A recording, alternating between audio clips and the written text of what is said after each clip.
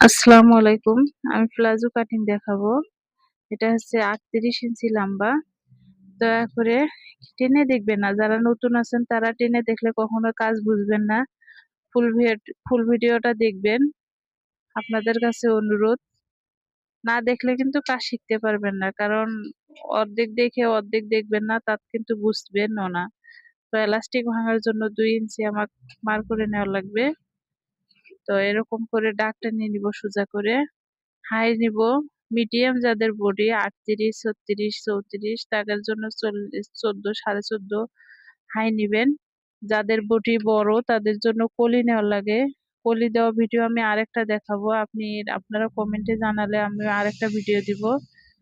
কলি নেওয়ার জন্য আপনাদের এই হাইয়ের থেকে আরো ২ ইঞ্চি এক্সট্রা নেওয়া লাগে। তো নিচের ঘিয়ারটা হচ্ছে ২০ ইঞ্চি, ২০-এর অর্ধেক ১০, ১ ইঞ্চি সেলাই, মোট ১১ ইঞ্চি।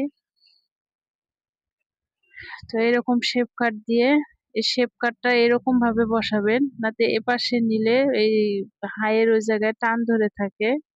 এটা টান ধরবে না এই নিয়মে শেপ কাটটা বসাইলে।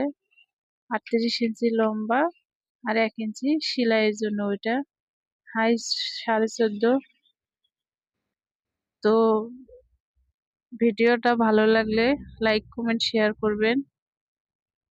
আপনাদের কাছে আবারও বলতাছি অনুরোধ, টেনে দেখবেন না। টেনে দেখলে কেউ কাজ শিখতে পারবে না।